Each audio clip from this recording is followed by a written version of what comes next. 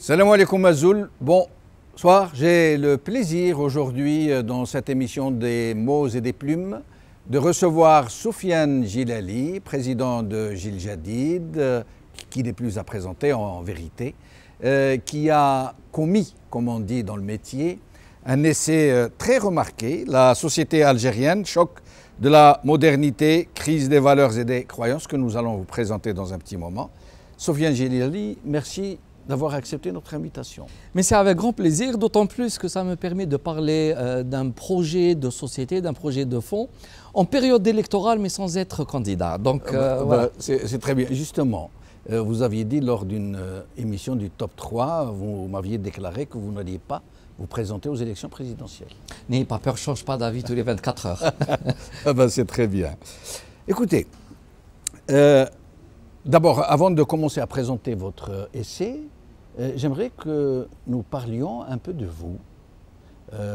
Vous êtes engagé très jeune dans la politique. Si vous nous en parliez vous-même. Très jeune et pas tellement en même temps, puisque mon action politique a démarré en 1989. Vous aviez quel âge? Après, j'avais 30 ans, un peu plus, 31 ans presque. C'est jeune. Oui, relativement, mais par rapport aux années 70-80, beaucoup s'engageaient dans les organisations de masse, dans l'UNJA.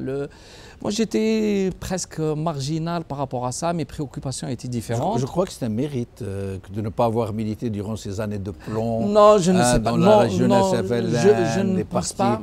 Partis FLN, les organisations satellites qui gravitaient non, autour. Non, c'est clair que ce n'est pas du tout de ma sensibilité. Mais bon, il y a des gens qui voulaient contribuer, des jeunes, des étudiants. On n'a pas toujours tout le recul nécessaire par rapport à ce qui se passe. Donc il ne faut absolument pas condamner ceux qui ont fait l'effort de s'engager. En tout cas, par rapport à ceux qui aujourd'hui critiquent beaucoup et ne font rien. Je pense qu'il est préférable d'agir que de parler. Mais bref, ce n'est que à partir d'octobre, du 5 octobre 88, que j'ai estimé de mon devoir de m'engager. Je suivais la politique de très près. Mon père, Rabbi Yarhamou, avait un tabac journal, mais il vendait aussi les livres et donc je lisais toutes les revues, tous les journaux, je me tenais toujours informé et j'avais ce goût pour ce qui était de la chose politique au sens large et noble du terme. Mais c'est à partir de Paris où je résidais en tant qu'étudiant à ce moment-là, où je faisais mon doctorat d'immunologie, que je me suis lancé en politique. Donc après 89, j'ai rapidement, ici avec des amis que j'ai eu l'occasion de connaître à ce moment-là, de fonder l'association PERA Immigration en reflet du parti à Alger. Puis à partir de 91, je suis rentré définitivement au pays pour m'engager parce que j'estimais que c'était du devoir de tous ceux qui avaient un niveau de conscience, un niveau d'instruction, qui ont eu la chance d'aller à l'université, et à ce moment-là, la scène société. Politique était en pleine effervescence. Je le savais, je n'étais pas loin, je savais tous les risques que je pouvais encourir, je suis rentré dans des conditions compliquées et c'était en plus le choix d'un parti politique dans l'opposition totalement, mais j'ai estimé... le PRA, je crois. Le PRA, absolument. Oui, voilà. Qui était présidé à ce moment-là et fondé par Nordine Boukroh. Oui. Très bien. Alors, nous allons aller un peu vite. Il s'est passé ce qui s'est passé, l'interruption des processus électoraux. Et là, j'en arrive à la question qui fâche. Oui. Beaucoup de gens vous reprochent d'avoir été membre du fameux, ou du tristement fameux CNT et d'avoir soutenu le coup d'État, le putsch de 90. Vous savez, la mémoire des peuples est très courte et souvent on mélange les faits. Je tiens à rappeler juste très rapidement, en 92, au moment de l'arrêt du processus électoral, le PRA auquel j'appartenais et dont j'assume l'ensemble des positions, mais je n'en tire aucune fierté personnelle, mais simplement j'étais totalement engagé. Le PRA avait pris une position officielle et je viens ramener ici avec moi un livre que j'ai eu l'honneur de rédiger à ce moment-là, en 1993, où je reprenais l'ensemble des écrits et des communiqués du parti. Et je peux vous lire, par exemple, un passage de ce communiqué du 2 janvier où on dit après avoir présenté la situation, que le PRA préconisait de laisser se dérouler normalement le deuxième tour. En cas de victoire du fils, laissez-le former son gouvernement et gouverner, veiller à l'application de toutes les dispositions de la Constitution, etc. Ensuite, je rappelle aussi que le PRA a été dans une telle... Vous n'avez donc pas soutenu absolument pas, le coup d'État? En aucun cas, jamais. D'accord. En plus, la position du PRA a été tellement radicale qu'en décembre 92, on nous a fait sortir du siège dans lequel on avait le parti à El Moradia, manu militari, avec détachement militaire et de la gendarmerie sous les mitraillettes. On nous a fait sortir du siège en décembre 92. Les gens confondent entre ce qui a été le CCN, le Conseil consultatif national présidé en ce temps-là par Reda Malik, qui avait pris place de l'Assemblée nationale et en aucun cas le CNT. Puis le temps faisant, en 1994, le pouvoir avait fait appel à un homme, je pense un homme d'honneur, Liamin Zaroual, qui n'avait rien à voir avec l'arrêt du processus électoral, et qui, dès sa prise de pouvoir, ou de responsabilité en tout cas, avait été rendre visite aux chouyours en prison, puis on avait libéré plusieurs, puis avait ouvert un grand débat dans lequel il voulait associer les responsables du fils. Et d'ailleurs, c'était à l'occasion de ce débat, de cette conférence, que Abbassi Madani Ali Belhadj avait été mis en résidence surveillée pour pouvoir recevoir, parler, transmettre et communiquer avec l'ensemble des éléments du fils pour aboutir à une solution. Malheureusement, ce moment-là a achoppé sur un point qui était capital. C'était la demande de Zarouel aux dirigeants du fils de condamner absolument le fils. Et c'est là où... La violence. La violence. Et c'est là où on n'a pas compris le terrorisme, de condamner absolument le terrorisme. Et c'est là où il y a eu un moment d'hésitation, parce que d'un côté, le fils et beaucoup d'autres partis politiques disaient que le terrorisme n'était pas le fait des islamistes, que c'était le fait du pouvoir, mais qu'en même temps, ils ne voulaient pas condamner ce terrorisme-là. Et c'est cette contradiction fondamentale qui a fait que on a voulu, à ce moment-là, au PRA, soutenir Liamin Zarouel dans ses efforts de rétablir la paix. Alors, je vous interromps un petit moment parce qu'il faut aussi établir une certaine vérité, parce que les gens du fils ne sont pas avec nous. Oui, bien sûr. Qu'est-ce qu'ils disent, eux, à ce sujet? Ils disent qu'ils ont répondu à Zarouel de les libérer, serait-ce en résidence surveillée, de leur permettre de se mettre au courant de ce qui se passait, qu'ils ne pouvaient pas appeler comme ça, sans avoir... Ils étaient tenus au secret. Ils n'avaient droit ni à lire des journaux, ni à recevoir des gens, donc ils ne pouvaient pas lancer... Sauf que Zarouel les avait mis en résidence surveillée avec autorisation de communiquer. Le problème, et c'était un problème de principe, je pense qu'il aurait été de la plus haute importance que les dirigeants du fils condamnent la violence et le terrorisme en tant que tel. Ensuite, qu'ils s'en démarquent pour dire nous luttons nous sommes dans un combat politique. Nous défendons notre projet et on aurait été les premiers à les soutenir parce qu'ils ont le droit de défendre même un projet auquel je n'y crois pas ou avec lequel on aurait pu s'entendre. Donc, voilà ce qu'on me reproche, c'est qu'après l'élection de 1995 de Liamin Zarouel, qui est devenu un président légalement élu, légitime, qui avait tendu la main à tout le monde et qui a dit « Je fais maintenant une période de transition pour faire une nouvelle constitution, de nouvelles lois et nous irons aux élections. » À ce moment-là, après 1995, plus exactement mars 1996, j'ai accepté en tant que membre du parti, et c'était sur bien sûr les directives du parti, d'entrer au CNT pour la dernière année, puisque le CNT avait été installé en 1994. Nous avions refusé alors d'y rejoindre, mais ce n'est qu'après l'élection de Zarouel, pour une année où une constitution nouvelle avait été faite, et je rappelle que c'est la constitution de 1996 et qu'on regrette tous parce qu'elle limitait les mandats à 2 et elle donnait énormément de nouveautés sur le plan démocratique. Bien entendu, on peut dire que la suite n'a pas répondu à toutes nos attentes, mais dans cette suite-là aussi, je peux vous dire, puisque l'Assemblée nationale qui est née en 1997, cette Assemblée-là a réuni tous ceux qui étaient contre le Zarouel en 1995, mais qui ont siégé à cette assemblée-là, alors que le PRA avait été exclu. Nous n'avions plus eu ni siège, ni élu et on avait été marginalisé. Et ce n'est qu'en 1999 que j'ai démissionné du parti. Ensuite, c'est à ce parti de raconter le reste de son histoire et à moi de raconter la mienne. Très bien.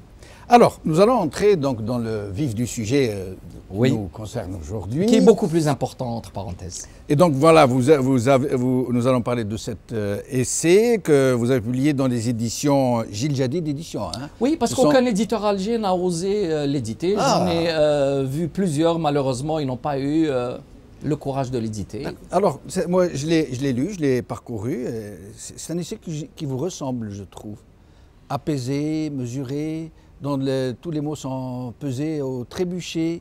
Même si nous en parlerons tout à l'heure, personnellement, j'ai pensé que vous avez donné beaucoup d'importance à certains points et pas suffisamment à d'autres. Mais nous allons en parler. Mais pourquoi l'avez-vous écrit, cet essai ? Je l'ai écrit parce qu'il explique fondamentalement pourquoi je suis en politique. Je ne suis pas venu en politique pour devenir, je ne sais quoi, président de la République ou ministre. Il me semble que la politique est le meilleur moyen, avec les leviers de pouvoir qu'il vous offre, de changer ce que vous estimez devoir être changé. Or, la société algérienne aujourd'hui passe par une étape extrêmement sensible, difficile, et il me semble qu'il faut l'aider à dépasser ses propres contradictions, il faut l'aider à dépasser ses complexes. Et ce travail-là, je me suis un petit peu responsabilisé, sans que personne ne me le demande. Je me suis senti responsable parce que je portais en moi la conscience de ces problèmes-là. Je vais citer un extrait de la citation liminaire de votre essai, de Nelson Mandela, le dernier paragraphe. Écoutez bien, alors il dit « Écoutez, écoutez cette petite voix qui vous murmure que les seules bonnes décisions sont celles qui se trouvent hors du mensonge que vous pouvez faire à vous-même et aux autres. » Comment peut-on concilier la politique et ne pas mentir ? Je pense que c'est un devoir d'honnêteté, de sincérité. La politique peut, par certains aspects, vous permettre, par exemple, de ne pas tout dire ou d'essayer de faire passer une décision comme vous le ferez avec aussi votre entourage, lorsque vous voulez les convaincre de la bonne résolution, lorsque vous portez en vous-même ce que vous ressentez comme étant une vérité, bien qu'elle ne soit pas une vérité absolue, nous ne sommes que des mortels et chacun a ses limites. Mais de là à travestir les faits, à mentir, à construire un mythe sur du faux, ça c'est insupportable et c'est voué à l'échec. Donc si je fais de la politique, je la fais avec cette morale-là. Peut-être que certains me diront que je ne réussirai jamais à aller au sommet du pouvoir. C'est possible, c'est un risque ou c'est une perspective que j'accepte absolument. Mon souci n'est pas simplement d'arriver au pouvoir, mais c'est d'arriver dans des conditions de pouvoir changer les choses telles que je l'aurais proposé au préalable. Alors, dans cet essai, on a cette impression que vous avez essayé de... C'est une approche presque khaldounienne. Hein. On a l'impression que vous avez essayé d'ouvrir des pistes, de faire des lectures sociologiques, anthropologiques, sociétales. Et vous avez embrassé beaucoup de sujets d'une très grande complexité. Et on dit souvent que qui trop embrasse, mal étreint. Est-ce que vous avez abordé tant de sujets si complexes?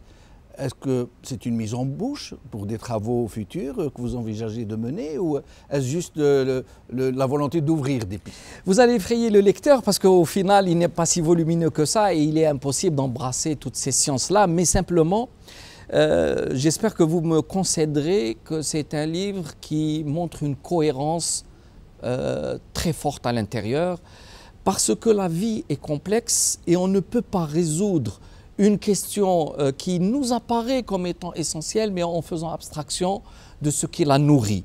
On ne peut pas comprendre aujourd'hui la politique sans comprendre la société algérienne, on ne peut pas comprendre le comportement de l'Algérien sans comprendre sa mentalité, et on ne peut pas comprendre sa mentalité sans savoir comment elle a été générée d'un point de vue ontogénique, c'est-à-dire qu'est-ce qui a fondamentalement constitué cette pensée-là. Pourquoi l'Algérien est si différent des autres, comme peut l'être le chinois ou le japonais? Qu'est-ce qui fait fondamentalement cette différence? Et c'était ça un peu ma quête de Graal, c'est-à-dire comprendre pourquoi l'Algérien est ce qu'il est, alors qu'au final, nous ne sommes que Homo sapiens, c'est-à-dire des humains, de ce qu'il y a de plus courant dans le monde. Maintenant, il y a plus de 7,5 milliards d'humains sur cette terre. Et donc on n'est pas génétiquement si différents. Mais nous sommes quelque part une catégorie de personnes qui réagissent, interagissent avec sa nature, avec ses croyances, et c'est ce que j'ai voulu démontrer. Et puis surtout, au-delà de ça, parce que ce n'est pas une image statique, comment cette société est en train d'évoluer, comment elle est en train de changer dans la douleur, dans les difficultés, parfois dans des souffrances terribles qui mènent à des violences telles qu'on les a vécues en 90. Et vous êtes qualifié pour aller dans de tels sujets. C'est vraiment très ardu. J'allais dire, ça nécessiterait un véritable collège de spécialités, d'anthropologues, de sociologues, de philosophes. Vous avez essayé de faire tout ça, hein, mais je le reconnais très brillamment, de façon très ardue, très laborieuse. Comment avez-vous pu aller Écoute, c'est l'expérience d'une vie. J'ai rencontré dans ma vie des difficultés, des problèmes que j'ai toujours voulu comprendre. C'est peut-être un peu un défaut professionnel. Vous savez bien que j'ai été dans la médecine vétérinaire, mais au-delà, bien au-delà, c'est-à-dire je m'étais occupé des petites cellules de quelques microns et comment les former des clones et comment les démultiplier et travailler avec l'ADN. On appelle à aller chercher la petite bête dans les choses. Oui, oui, et donc c'est peut-être un trait de caractère, mais je voulais tellement comprendre ce qui se passait. Et vous savez, dans les sciences en général, elles sont souvent fondées, en tout cas, les changements de paradigme se font avec non pas les spécialistes de la discipline qui, eux, sont tellement formatés, conditionnés par les éléments constitutifs de cette science, mais très souvent c'est par un regard extérieur. Regardez aujourd'hui, ceux qui s'intéressent de façon extraordinaire à la spiritualité, souvent ce sont des astrophysiciens. Comment vous faites le lien, vous, entre rechercher à comprendre les forces de la nature, les forces qui gouvernent l'atome et les astres, et puis après vous allez découvrir cette immensité et qui vous fasse connecter avec le monde spirituel.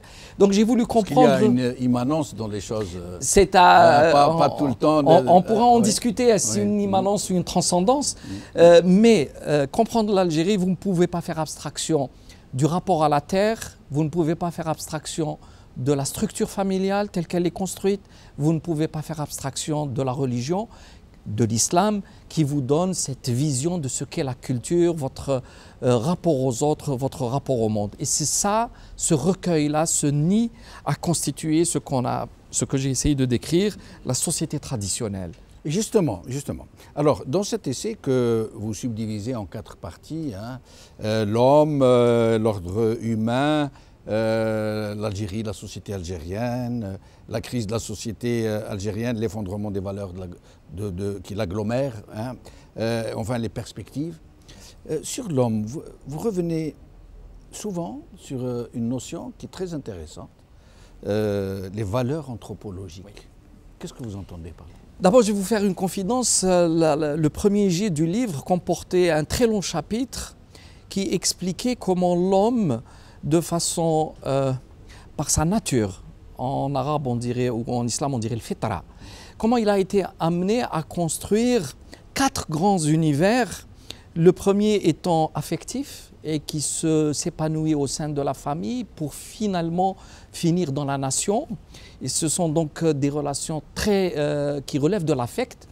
Comment l'homme, par son instinct d'intégrité, avait besoin de sécurité, il a fini par s'épanouir dans l'État, l'État étant l'émanation de la volonté de se sécuriser en tant que personne et en tant que groupe. Et d'ailleurs, c'est pour ça que les États s'occupent de la sécurité nationale, de la sécurité du monopole de la violence, pour reprendre les thèses des sociologues, etc.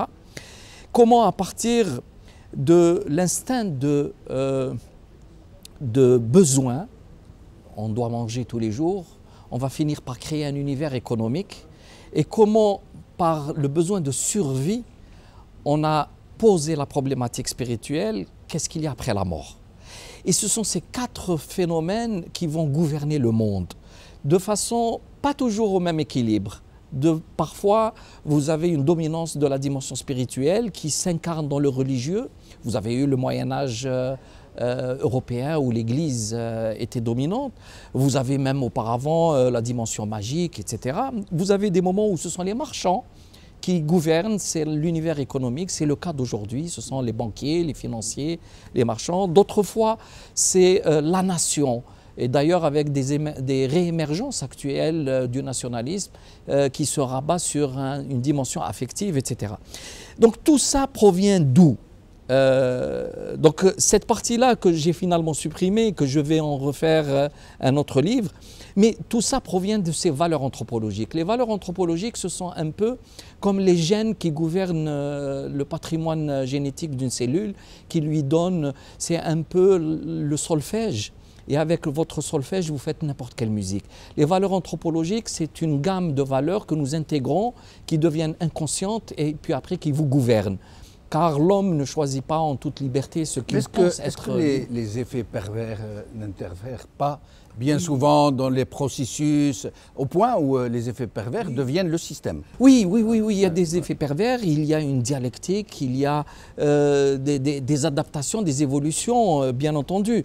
Mais au départ, ces valeurs anthropologiques, très rapidement pour ceux qui s'intéressent, elles proviennent d'où? D'abord, de façon séculaire par notre rapport à la terre. Vous habitez, par exemple, pourquoi les grandes civilisations sont nées le long des fleuves? Le Nil, la Mésopotamie, même en Europe, les grands fleuves, parce que ça apporte la richesse nourricière. Mais le comportement d'une société dans le sud algérien, bédouine, au Sahara, ou sur les hauts plateaux, ou sur le littoral, formatent et font de vos relations avec la terre, vont vous influencer très fortement. Vous avez remarqué, par exemple, pour ne pas aller très loin, allez-y en Corse, vous allez retrouver parfois le même type de mentalité que vous pouvez retrouver dans les zones montagneuses en Algérie, avec la même rudesse d'esprit, il y a certains recoupements qui reviennent du sol, de la terre, du climat. Vous avez une autre source de valeur anthropologique, c'est la famille. Quel type de famille? Et parmi au moins les 7 types de familles que décrivent les anthropologues, la famille algérienne est une famille particulière, c'est la famille communautaire endogame. Endogame parce qu'il y a mariage, cousinage. Et par extension, ça vous forme des tribus.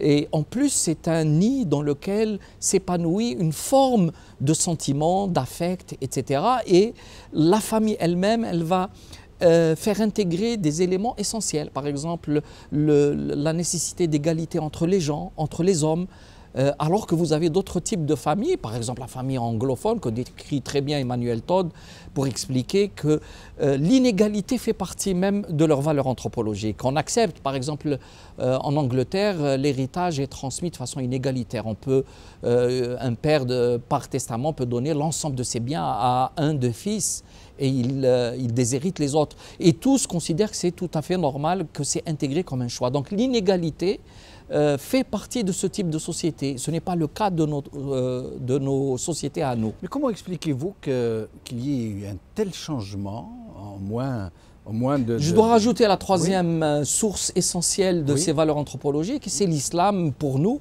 c'est la dimension religieuse qui, elle aussi, va donner une explication, un sens à notre vie et qui va devenir un liant pour mettre en place toutes ces structures de la société. Or, nos structures de société traditionnelles, c'est-à-dire celles qui sont nées à travers les siècles et que nous a légué le temps en 1962 presque intactes. Presque intactes parce que durant 132 ans, les Algériens ont rejeté cette intrusion de l'étranger, pas simplement sur le plan linguistique, mais aussi anthropologique et religieux. Donc l'Algérien s'est recroquevillé sur lui-même, sur ses habitudes, sur ses valeurs à lui, et a refusé même une évolution endogène. Et en 62, on s'est retrouvé immédiatement face à des valeurs qui étaient d'un seul coup importés en même temps que les usines clés en main, en même temps que l'idéologie socialiste, en même temps que ces idées révolutionnaires de donner l'instruction à tout le monde.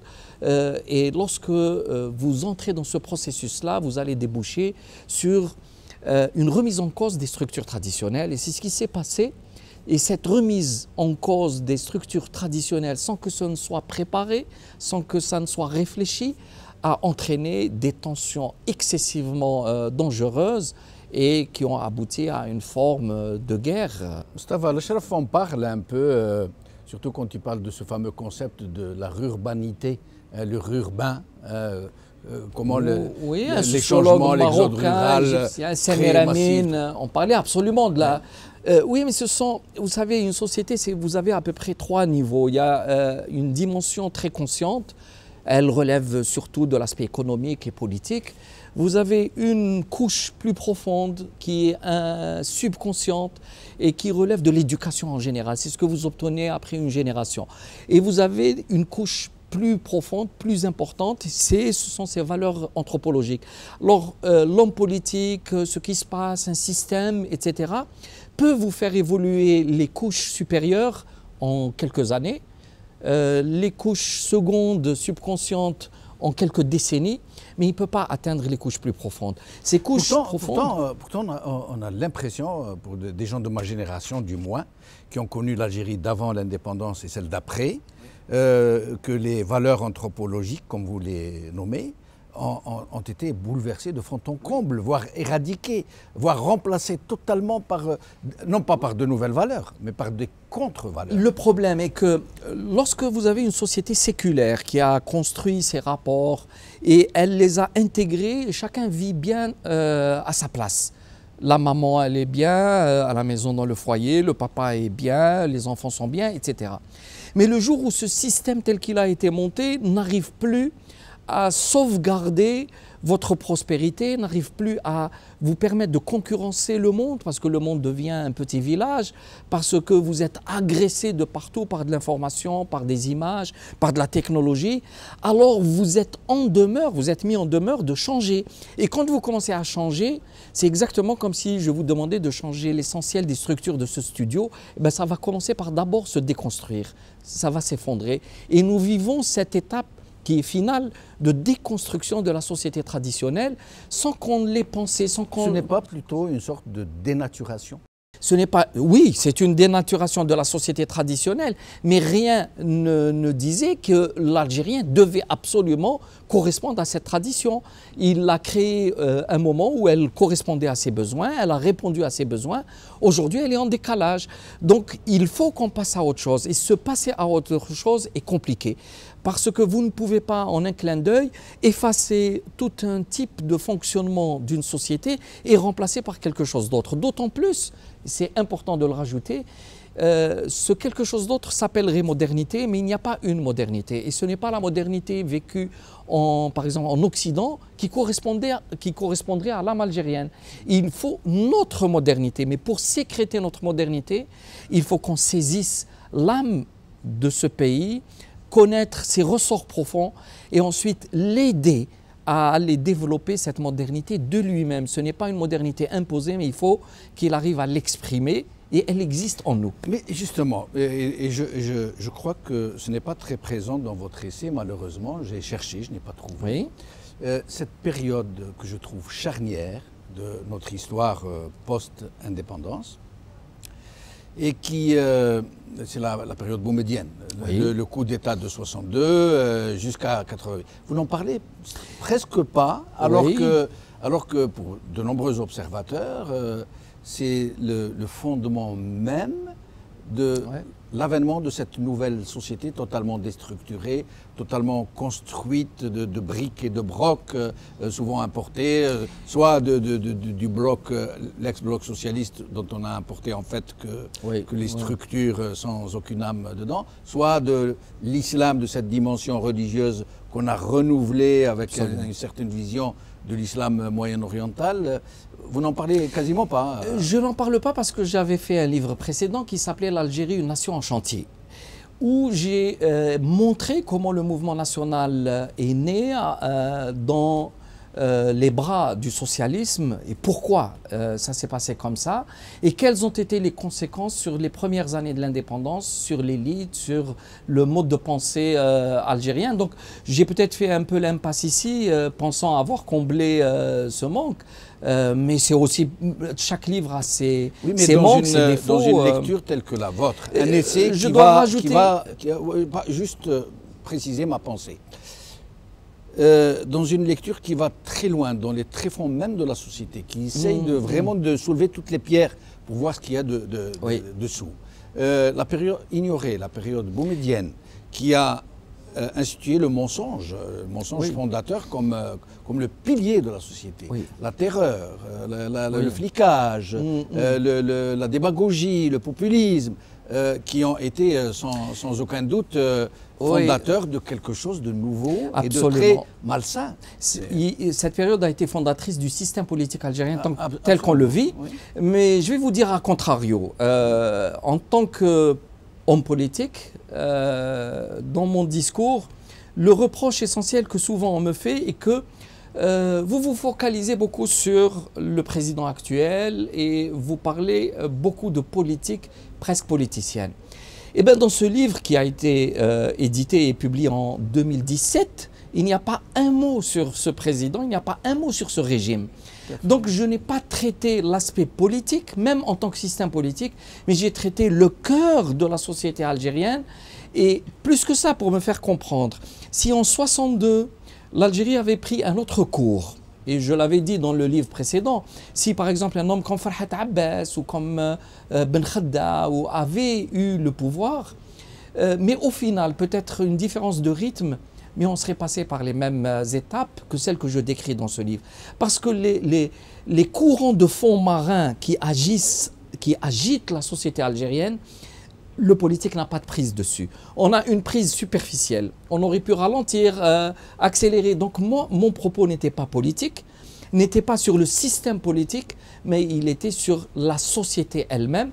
Et je ne voulais pas en profiter pour attaquer un système ou une politique ou présenter une politique, mais parler d'un vrai projet de société, car dans le livre, je fais une ouverture. Il ne s'agit pas de décrire un passé seulement, mais d'envoyer des signaux forts sur ce qui peut être fait.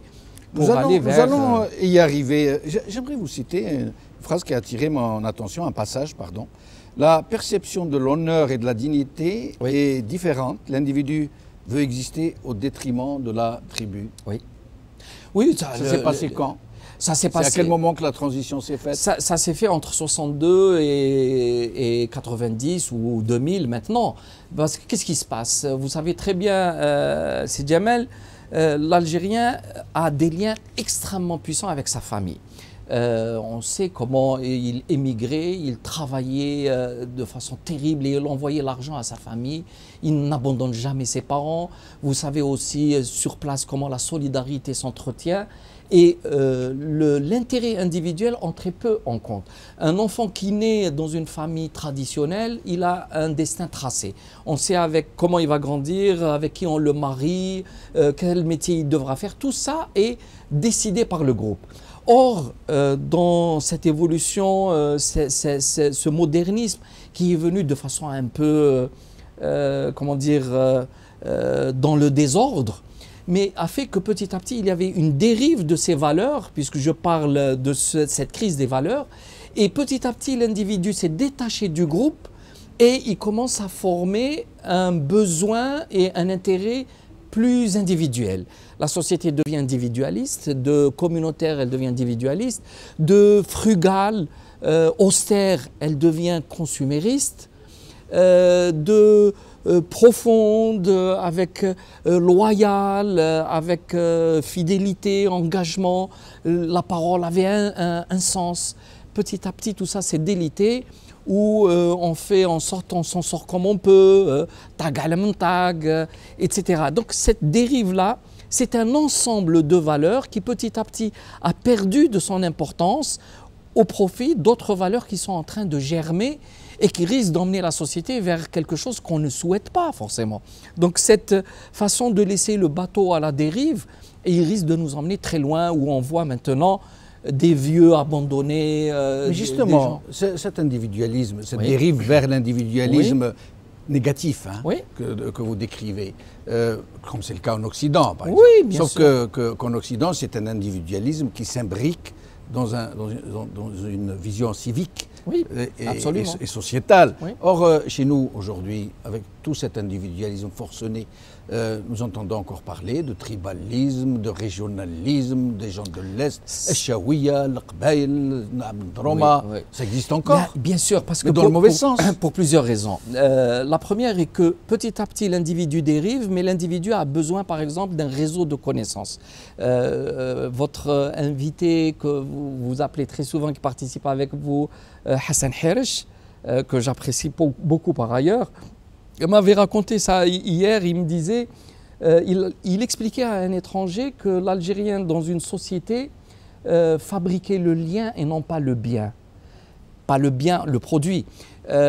Donc l'Algérien a besoin, parce que ces valeurs anthropologiques ne se sont pas effacées, elles sont agissantes encore en nous. Et c'est ce qui vous explique que l'Algérien est parfois ambivalent. C'est-à-dire qu'il peut être très archaïque sur certaines choses et très moderne sur d'autres. C'est compliqué, c'est difficile, d'où la souffrance de l'Algérien. On vit des névroses. L'Algérien prend des positions qui nous semblent totalement contradictoires, incohérentes. Ça vient de ce malaise-là, parce que les valeurs qui lui ont été transmises ne correspondent pas aux valeurs avec lesquelles il peut vivre. Nous sommes en état d'anomie. Les sociétés occidentales maintenant ont dépassé ce stade, se sont stabilisées, ont recréé leur propre substance qui leur permet de vivre. Mais l'Algérien, pas encore. Mais nous y allons. Et c'est là où le politique a un rôle à faire. Comment accélérer ce processus, le rendre plus viable, le rendre plus conscient, par une pédagogie, par l'apport du sens. L'Algérien a perdu le sens de sa vie. Il faut le lui redonner pour l'apaiser. Est-ce que le sacré et le religieux dont vous parlez beaucoup peut jouer un rôle dans ce que vous... Je vais vous dire clairement une phrase, je ne sais pas si vous l'aviez relevée. Je pense très sincèrement que nous vivons la religion des hommes et non pas la religion de Dieu. Il y a tellement de contradictions entre la société musulmane et le message premier coranique, que vous voyez que c'est un monde, que l'islam, en fait, tel qu'il est vécu, est le produit d'une histoire, l'histoire des hommes, l'histoire de lutte, l'histoire de combat politique, l'histoire de pouvoir, l'histoire de manipulation et de mensonge. Et pour décaper ces couches qui se sont mises les unes sur les autres et qui nous offrent aujourd'hui quelque part une image parfois tellement dégradée du message spirituel que je le regrette profondément. Et donc, oui, c'est nécessaire de comprendre l'islam et de le montrer sur son vrai visage à l'homme, et que ça redevienne la religion de Dieu et qu'elle cesse d'être la religion des hommes. Religion des hommes voulait dire tout simplement religiosité, j'imagine. Oui, il y a une forme de caricature du rituel. Maintenant, très souvent... Beaucoup de rituels et peu de foi. Oui, c'est exactement ça.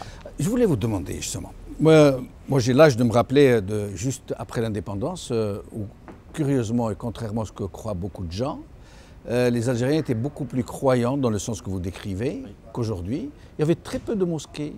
Et je me rappelle que même les jours de vendredi, la prière du vendredi, nous, on était enfants, on poussait la tête à l'intérieur des mosquées. Il y avait à peine 3-4 rangées de fidèles, généralement des personnes âgées. Très peu de jeunes faisaient la prière. Pourtant, les valeurs musulmanes avaient cours, si je peux dire.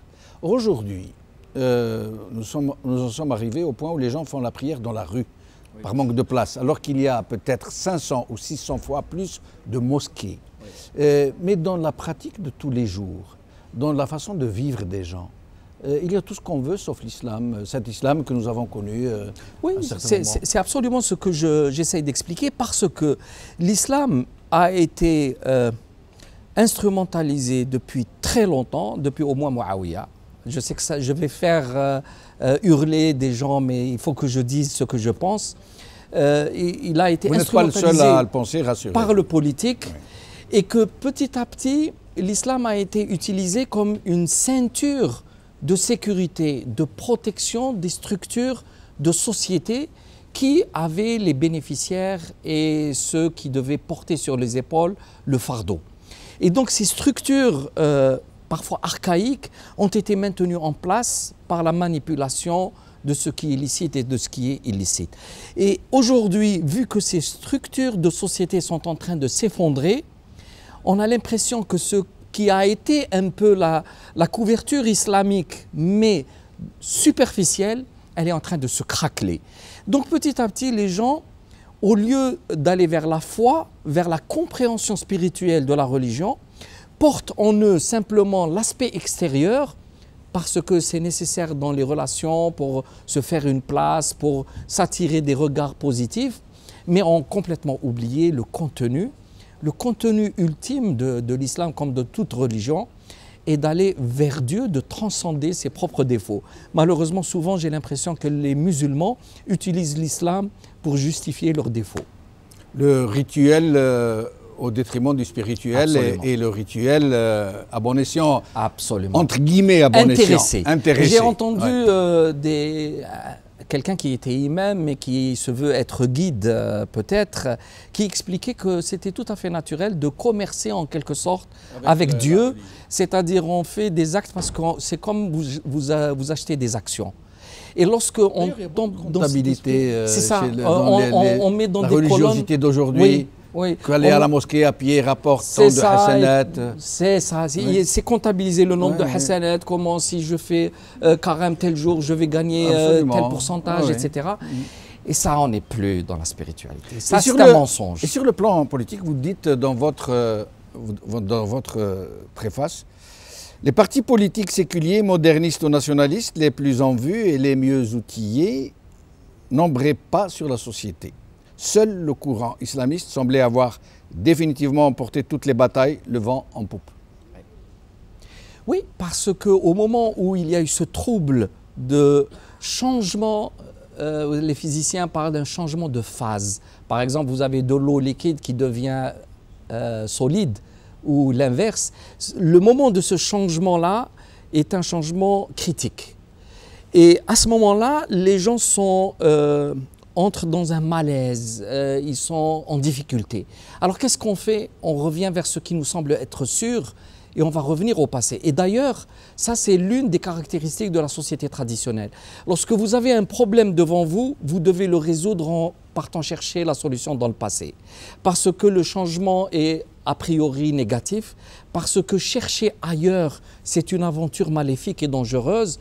C'est ce qui fait que nos peuples sont restés cantonnés là où ils sont, alors que les peuples d'Europe, par exemple, ont essaimé le monde. Lorsque eux voyaient l'ailleurs comme une aventure positive, alors que nous voyons l'étranger comme un peu apportant cette malédiction ou ce changement négatif. Alors, oui, lorsqu'on a des moments de trouble, par réflexe, les sociétés vont revenir vers le passé, donc vers le religieux, mais aussi vers l'ethnie. Et là aussi, il y a un courant qui pense que son origine ethnique lui donne priorité sur le reste et le met au-dessus des autres. Et c'est dommage parce que je voulais aborder avec vous cette question très importante et que vous traitez abondamment dans votre essai. Sur ce côté ethnique et sur l'identitaire et sur le linguistique qui devient très polémique chez nous en ce moment. Absolument. Malheureusement, nous sommes arrivés à la fin de l'émission. J'espère que nous aurons une autre occasion d'en parler dans d'autres émissions, pas forcément dans celle-ci. Je veux juste rappeler votre livre, La société algérienne, choc de la modernité, crise des valeurs et des croyances, édité par Gilles Jadid, édition. Pour ceux qui sont en France, par exemple, le livre est disponible sur Amazon. Très bien. Donc voilà, mes chers amis, merci beaucoup d'avoir été avec nous. Merci Soufiane Jilali. Merci beaucoup, c'est Djamel. De vous revoir. Vous m'avez donné cette occasion pour expliquer quelque chose qui me tenait à cœur. On aurait voulu poursuivre plus avant, mais les bonnes choses ont toujours une fin. On prendra un autre rendez-vous, ça me ferait tellement plaisir de vous revoir. Avec grand plaisir. Merci. Khala khair, salama.